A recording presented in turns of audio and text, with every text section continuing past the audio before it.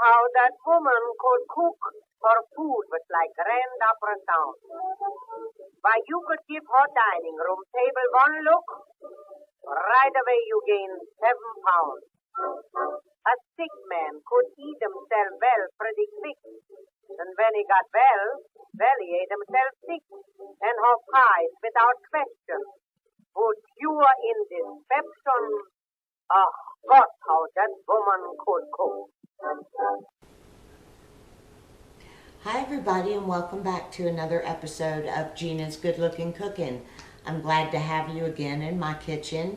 I'm really excited about the dinner that we're going to be making tonight. It's a really fast and easy, delicious meal that you can put on the table in no time at all and feel good about the dinner you're feeding your family. This meal I'm making tonight for Mike and myself, but you can easily make it for a large family. It's just a really good one to have in your recipe box. And it is Cajun Chicken Pasta. Tonight's pasta night. It's something different. Not the same old spaghetti with meat sauce. The ingredients you'll need to make this dish follow: 1/2 bag baby spinach, 1/2 cup frozen corn, 1/2 cup frozen peas, 1 red bell pepper,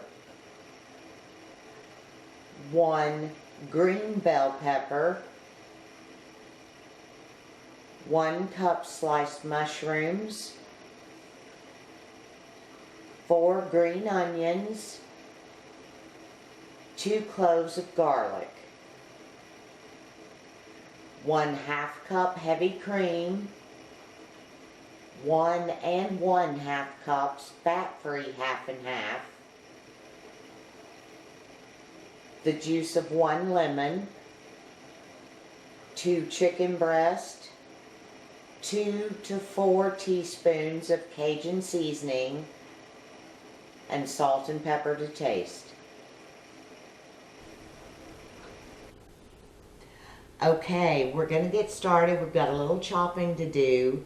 I made this a little easier on myself as far as our chicken goes. I'm not using uncooked chicken for this. I roast chicken and package it and freeze it in portions so that I have something quick just for times like this. So you can feel free to do 2 uncooked chicken breasts from start to finish. A rotisserie chicken is your best friend when you're busy working and still trying to pull a dinner together. A lot of times what I would do would be catch those on sale, and I'd buy 2 or 3 and bone them and put them in the freezer so that I had them. So I'm going to just start chopping up my vegetables. This is a really simple dish, a few ingredients, full of flavor. Let me get my pan heating up over here. We're going to want to cook all these down, get them nice and caramelized and delicious. So just a coarse chop. You don't want anything too fine. This is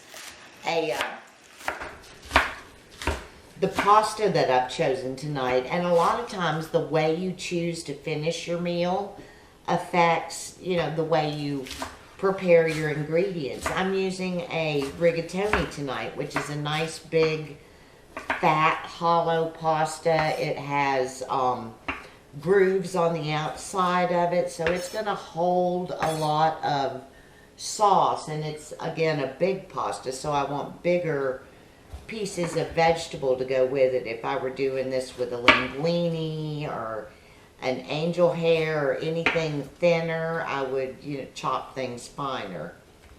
1 bell pepper and 1 red pepper.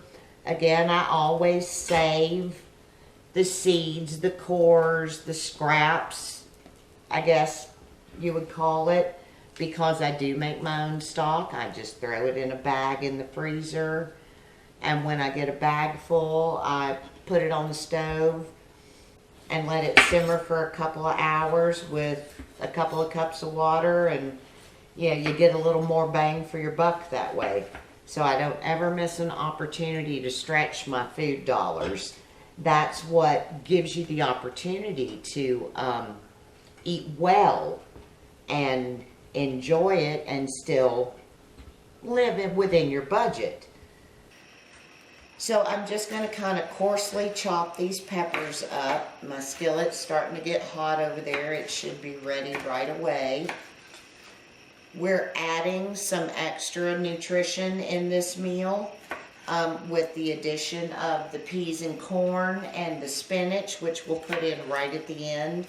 That's going to wilt down and just, you know, be a little extra added oomph. I try as often as I can to give us as much nutrition in our food. You know, it's awfully easy to eat but not really get anything out of it. So substitutions and just adding simple little things like throwing in the spinach make a huge difference. The original recipe for this Cajun chicken pasta called for 1.5 cups of heavy cream.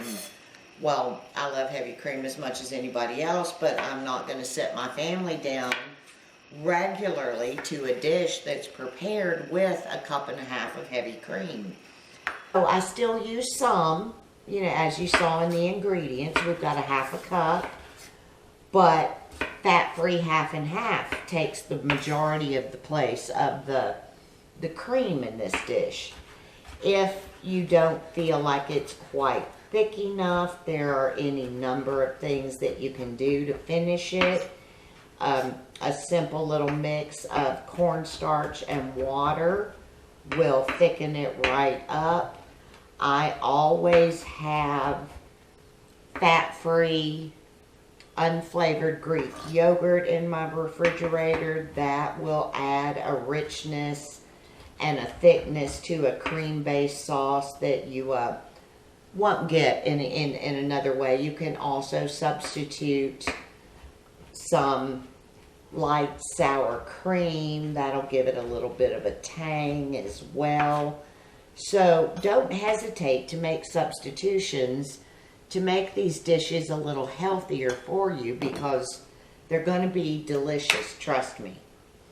My skillet's heating up. I'm going to get these vegetables in and get them started browning and cooking down a bit. I'll go ahead and have my chicken chopped and ready to add. We'll mix the sauce in, throw these ingredients in at the last minute, and we'll have a delicious dinner in no time. I'll see you soon. Okay, the peppers and the onions and the mushrooms have cooked down in a little bit of olive oil until they're looking nice and soft and delicious. I'm going to go ahead and add the garlic now. If you put the garlic in too soon, it'll burn and it's bitter, and it's just better to wait. It'll have enough time to cook that you won't be tasting raw garlic. So that's in there now. I'm going to go ahead and I just cubed up the chicken. Get that in there. And again, if you were making this with chicken uncooked from scratch, just cook the chicken first. Take it out, do your vegetables, then return everything else back to the skillet. That's perfectly fine. So we're going to toss this around a little bit, start to get everything warmed up. Now we'll go ahead and add the seasoning. And seasoning, again, is a personal preference. I give you a suggestion. Start with 2. Add to it as needed. Mike and I do like things spicier, so I'm going to start with 3 myself. Another thing to keep in mind is most Cajun seasonings that you buy at the store have salt in it. Now since this was already roasted seasoned chicken, I'm going to be a little more cautious because of the salt. I don't want to oversalt my dish, and I can always add, but it's hard to take away. So we'll just let that get everything coated good, toss the seasonings all around. I already know that we're going to want a little bit of extra spice.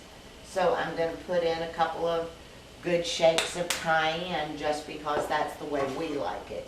And again, that's how recipes are customizable, and you make them to suit your family and y'all's taste, you know.